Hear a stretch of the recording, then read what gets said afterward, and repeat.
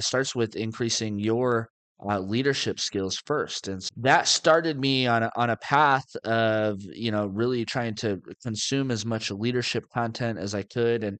And not just consuming it, but being able to put it into practice. I was dealing with people on a daily basis. And once again, most people don't ever wake up one day and they're like, hey, let me go work for a door to door commission only sales company.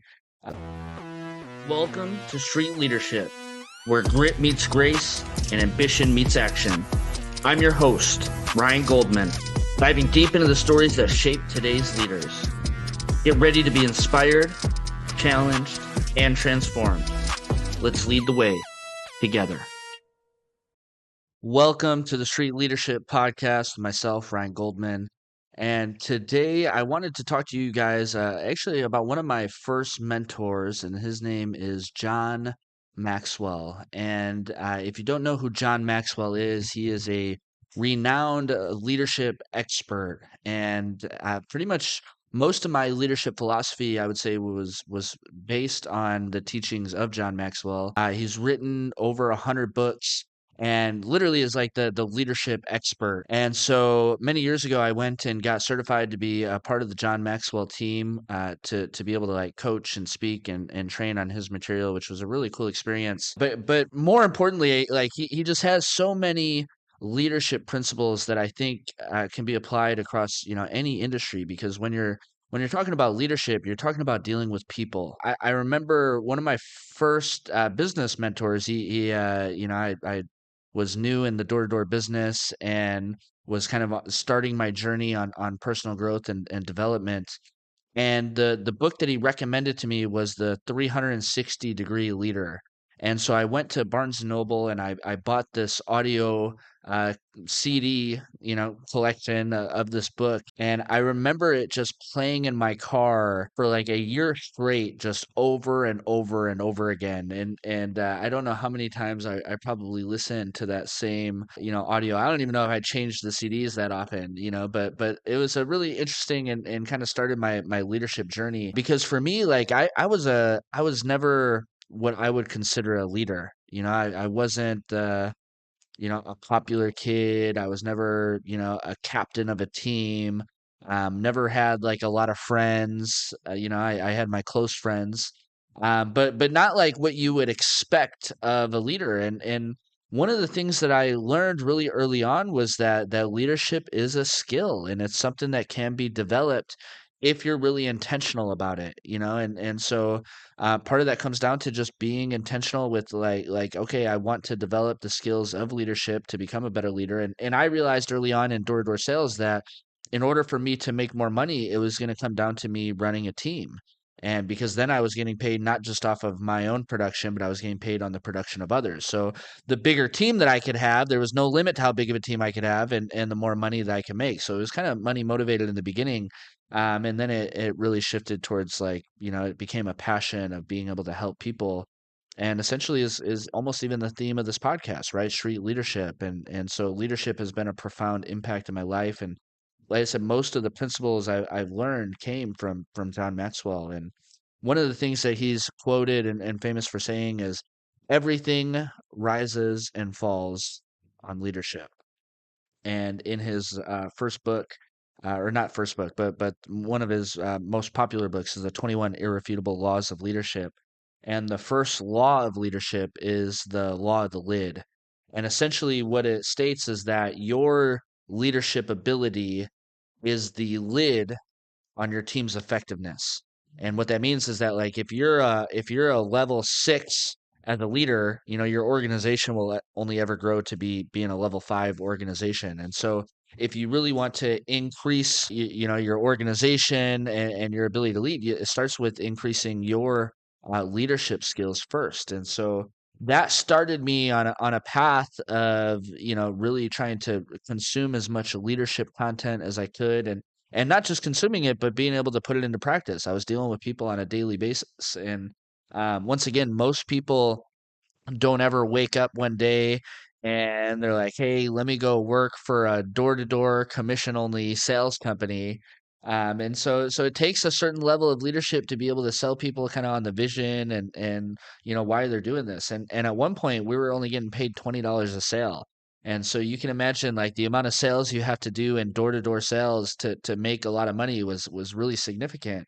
And we were able to do that. And it came down to really committing to the process of developing my own leadership ability and then creating like a leadership culture of like, a mentorship culture where everybody is trying to add value to everybody else, and even for like our people to get promoted, it was based on them helping other people get promoted, right? So it created this culture of people that they have to be forced to help others in order to kind of help themselves, and so that was a really really cool process. And one of the, I guess, principles, and it's actually a book that he wrote. It's called The Five Levels of Leadership. This one was really profound in helping me to kind of understand leadership and understand that there's different levels of leadership and you're on different levels with every different person. And so the five levels, the first is position, the second is permission, the third is production, four is people development, and the fifth is the pinnacle. And so what position is obviously the first level. It's the lowest level of leadership, and it's because you were given a title, right? And it doesn't matter what industry you're in. Maybe you're promoted to be a manager or a regional manager or a director or a vice president or whatever it is. People will follow you just because you have a leadership title and position. But unfortunately, like that's the lowest level of leadership. So just because you have a title doesn't make you a leader.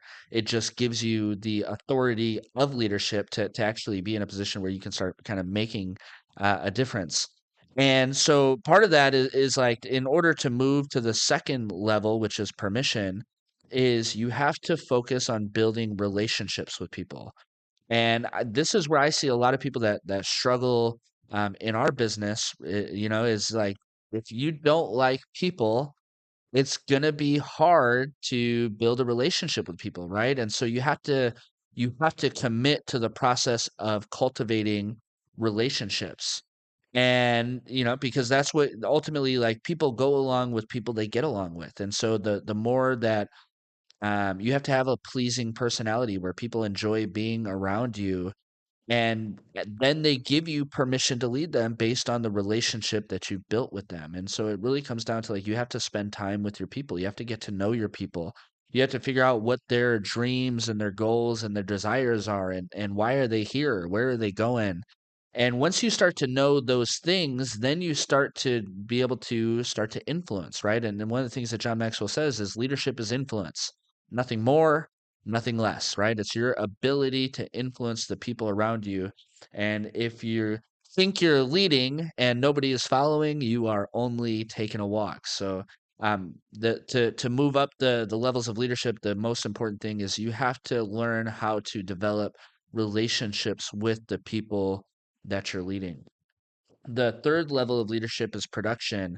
And this is because you go and you get results, right? And people, no matter what, they respect the person that can go out and get results, right? And so you have to make sure that you have the discipline and the work ethic to go and make things happen. And as you go and you get results for not only yourself and you start to help the people around you get results, people see you on a whole nother level of like this person goes out and they get things done. And so that's ultimately how you move to the third level of leadership, which is production. It's based on the results that you get for the organization and for yourself and for the people around you. And the fourth level, and a lot of people, this is kind of where they cap out, is kind of like that third level of being like a production level leader. The fourth level is the people development, and this is because of what you've done for people in their lives. And the challenge with this is in order to make a difference in people's lives, it takes time, energy, and effort. And this is why most people don't ever even get to the fourth level of leadership, is because it requires so much intentionality to be able to really make a difference in people's lives. And you have to do it for a long period of time. To move from level one to level two, you can do that fairly quickly. You start to get to know somebody and spend time with them and figure out what their what their goals are, you can do that fairly quickly. And same thing with, somebody sees you getting results on a consistent basis, you can move to level 3 pretty quickly. But in order to move to level 4, that takes a lot of time, energy, and effort. And to me, this is the most fulfilling level of leadership, because you know that you're not just getting results, but you're making an impact in people's lives. And this is where like a shift came for me in my business was, it went from being like really money focused and results driven to, impact, and how could I be a positive impact in every person's life that I come into contact with? And how can I make sure that people are better off just because they met me, or because, I got to have an interaction with them? And this comes from like having like a servant heart, or a servant mentality, and you're looking for ways to serve the people around you. And the more that you go and add value to people's life, like the more valuable you ultimately become. And like I said, that to me it's the most fulfilling level of leadership, because it's not just about you at this point, and it's not just about the organization, but it's about like the people's lives who are better because of you. And the fifth level is the pinnacle, and this is where your kind of your leadership speaks for itself, and you've kind of developed other leaders that are developing other leaders. And then it kind of goes beyond just yourself, and what you're capable of doing, and this is the pinnacle of leadership. Um, but the thing to understand is like you're always going to be on a different level of leadership with everybody in your life, and so somebody who maybe just comes into your organization, you might be a level 1 leader to them, versus the people that you've been mentoring for a couple of years, you're a level 4 leader. And realizing like, okay, how do I move through the levels quickly to get to the point where I can influence them? And your influence grows as you grow through the levels of leadership, and each one builds on itself. So you can't be a people development leader, without having a relationship with people, right? So you have to, each one kind of stacks on top of each other. And the process of moving through the levels, happens kind of slowly, but you can move down the levels very, very quickly, and this happens when you violate the relationship, or you violate the trust, and you act out of integrity. And so that's one of the biggest things too with being a leader, is you always have to lead yourself first. And the hardest person you're ever going to lead is the person in the mirror. But the more that you can lead yourself well, the easier it becomes to lead others. And that's really where you start to make an impact. And I think, it's important to remember, that's what the goal of leadership is, right? Is to take somebody from where they are to where they want to be, and to make a positive impact in their life. And one of the things that really stuck out to me when I did my first IMC event, that's the International Maxwell Conference, or I don't even remember if that's what it stands for.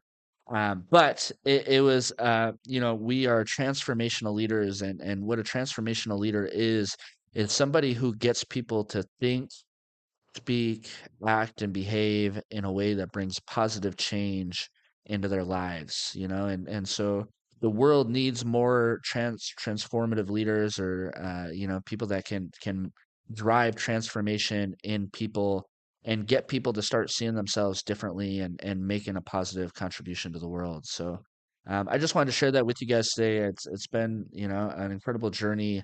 One of the laws of leadership is the law of process, and it says that leadership is developed daily, not in a day. And, for me personally, it's been a 12-year journey of, growing and developing, and still to this day, reading and listening to books and attending seminars. And for you too, wherever you're at in your leadership journey, you don't have to be great to start, but you do have to start in order to become great. And it is a skill set.